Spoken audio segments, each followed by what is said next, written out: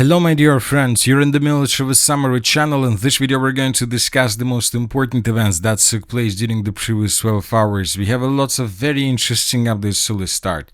Ukraine continues bombing and attacking the territory of the Russian Federation using hundreds of drones. This Ukraine's attack started in the evening of the 14th of February of 2026, and as we can see, this attack has going on for more than 48 hours. And during the first wave of attack, the Ukrainians were attacking the southern regions of the Russian Federation, and the Minister of Defense of the Russian Federation stated that during this attack the Russians managed to bring down more than 150 drones. As soon as this attack finished, the Ukrainians began attacking in the direction of the city of Moscow, and this picture was published by pro-Ukrainian sources. During these attacks, the Ukrainians were also using hundreds of drones, but the Ukrainians didn't stop during the 15th of February of 2026, and they continued attacking the territory of the Russian Federation during the night between the 15th and the 16th of February of 2026, and this map was published this morning on the 16th of February. So as you can see, the Ukrainians were using dozens of roads. They were trying to attack once again the southern regions of Russia in the direction of the city of Moscow, and the Ukrainians were attacking in the direction of the city by the name of Cheboksary. And as a result of this attack, several objects of energy infrastructure of Russia were damaged significantly. During the night, we received a report that Ukrainians attacked the 750 substation in the area of the settlement by the name of Novobratska. So in this video, we can see the moments of when Ukrainians were attacking this substation, and most likely we can see the consequences of this attack. Later, the governor or the mayor of the city of Bryansk stated that there are problems with energy.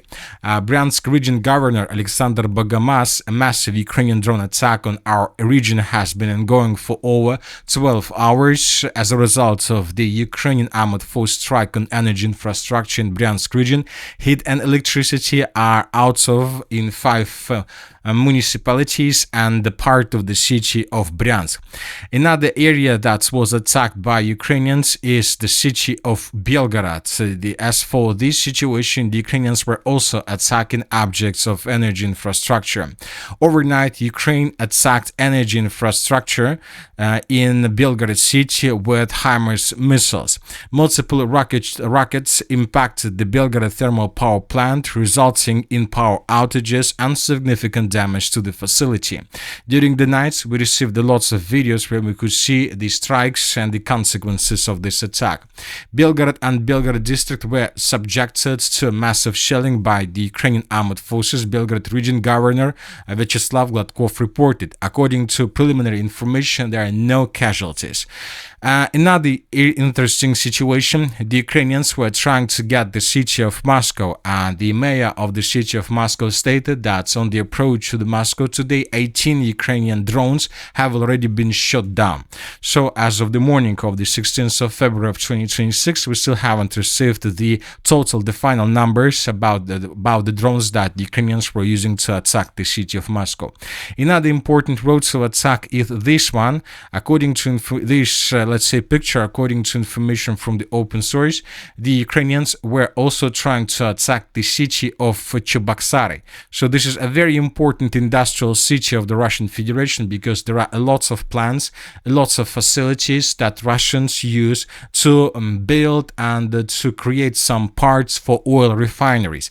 I would like to remind you that since the beginning of the special military operation, the Ukrainians have dealt significant damage to oil refineries of the Russian Federation, but we see that the Russians are able to repair these oil refineries very fast. So that is why the Ukrainians are shifting their focus to the industrial facilities that produce parts and equipment for these oil refineries. It seems that this is the new approach of the armed forces of Ukraine. At the same time, we continue receiving reports that the Russians are preparing and continues its preparations for the next combined missile and drone attack on Ukraine. At least three Tu-95 MS strategic bombers redeployed from Ukrainka Air Base in the Far East to Olenyi Air Base, Murmansk Oblast. There are also 4 Tu-95s at Engels 2 base, at least 2 of which are equipped with missiles. There remains a threat in place for the usage of Iskander-M ballistic missiles. So the sources are saying that most likely within the next 36 hours, the Russians will launch a massive missile and drone combined attack through the entire territory of Ukraine, and most likely Russians will attack the city of Kiev and the region and the Kiev region. Today we received reports that there is a very difficult situation in the city of Kiev. The temperature fell down once again. It's very cold. Once again, frost returned to the city of Kiev. Most likely the Russians will use this situation to attack objects of energy infrastructure through the region. At the same time, we received a report that during the previous night, the Russians used several missiles to attack objects of energy infrastructure in the northern parts of Ukraine. The sources reported that Russians used at least 4 hypersonic missiles, Tsirkon hypersonic missiles, to attack the Kiev 750 kV electrical substation, which is located to the west of the city of Kiev. This substation connects the city of Kiev itself with the Rovne nuclear power station. Another substation was attacked in the area of the city by the name of Konotop. This time we are talking about Konotop 330 electrical substation near the city. So the Russians are trying to cut and to split the entire energy infrastructure of Ukraine into several pieces by all these attacks. And this is something like a preparation before something bigger. At the same time, we received the report that Ukraine's delegation have already, let's say, started their movement towards the Geneva, the city of Geneva. I would like to remind you that during the 17th and the 18th of February of 2026, a trilateral meeting between Russia and Ukraine and the United States of America is going to happen there, and the Ukrainians have already, let's say, left the city of Kiev in this direction. Now let's discuss the situation on the ground. During the previous 12 hours, we received lots of very interesting changes. And first, let's talk about the Zaporozhye direction where the Ukrainians continue their counter-offensive operation. As for the previous 12 hours, as for the previous night, we haven't received anything that can confirm or that can provide us additional updates about the situation on the ground and about additional progress on the ground, more precisely from the Ukrainian side. At the same time, we received a very interesting article published by pro-Ukrainian sources, and according to this article, the Russians improved their positions, or the Russians infiltrated in the southwestern direction from the city of Galyai-Pole by taking or by infiltrating the territory along the railways to the south of the settlement of Zaliznichna. These are the changes on the ground according to pro-Ukrainian sources. Another important video was published from the settlement of Pokrovska. In this video, we can see the consequences of Russia's attacks that took place during the previous days. This is a very important settlement because this settlement is located in the area of the settlement of Pokrovsk, and the Ukrainians use this territory to accumulate for accumulation purposes. They accumulate their forces before moving further in the southern direction with the purpose to counterattack Russians.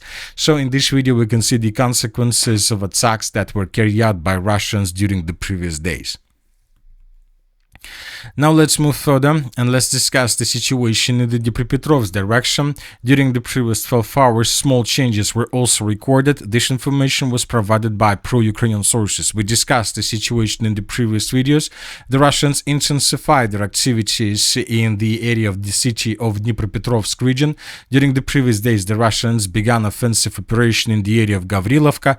Furthermore, during the same period of time, the Russians began offensive operation in the area between the settlements of Molodetska and Novomikhailivka. It seems that the Russians are trying to outflank positions of the armored forces of Ukraine in the area of Novopavlovka from the north.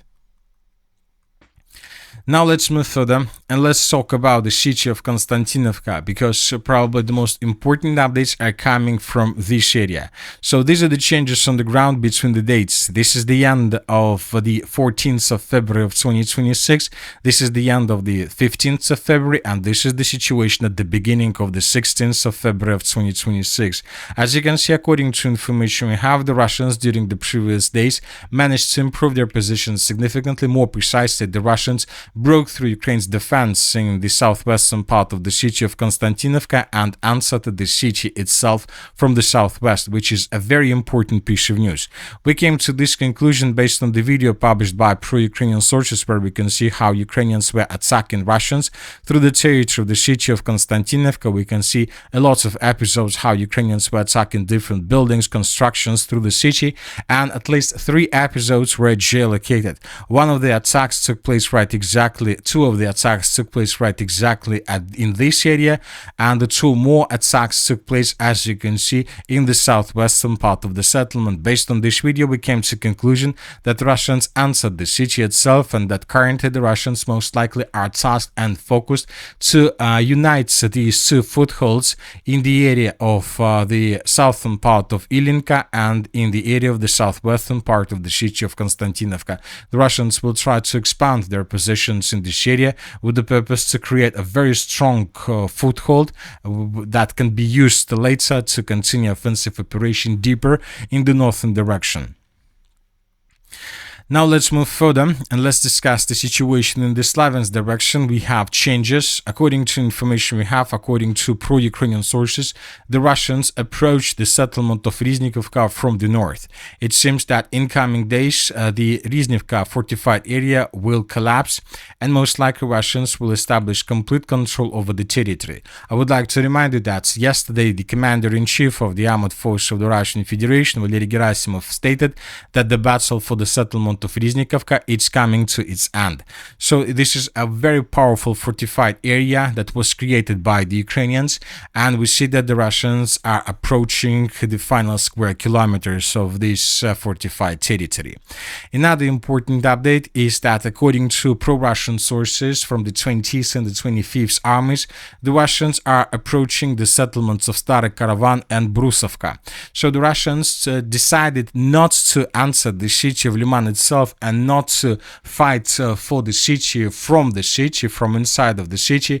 The Russians are trying to outflank the city from the south and from the southeast, and the sources reported that the Russians are about to begin the battle for these 2 villages, which are located along the river of Seversky Donets, which means that first the Russians are tasked to force Ukrainians to fall back from this side of the river. The Russians are tasked to establish complete control over these 2 villages, Brusovka and Stary Karavan, and to take under complete control as many as possible territories along the river of Seversky Donets.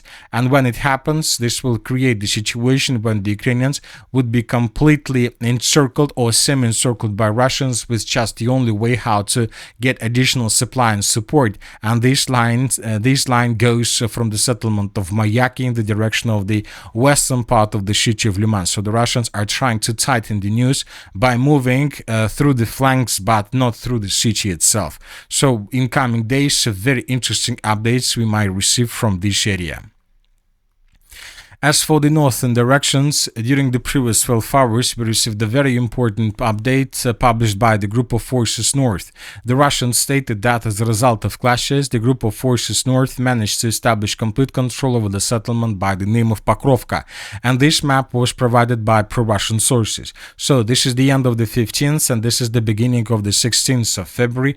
We can see that the Russians during the previous days managed to semi-encircle the huge forest that is located around the settlement of Novodmitrievka. So as you can see, the Russians, it seems like the Russians took this forest in pincers.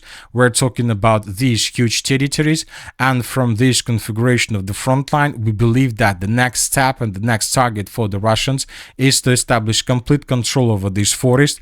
And later, this forest would be used by Russians as some, let's say, natural defense to move further in the direction of the settlement of Krasnopolye. And that's it for the short video. Military Summary channel reminds to we condemn any violence in the world. Thank you for watching. Subscribe to my channel, put your likes, join my Patreon, and have a good day. Bye bye.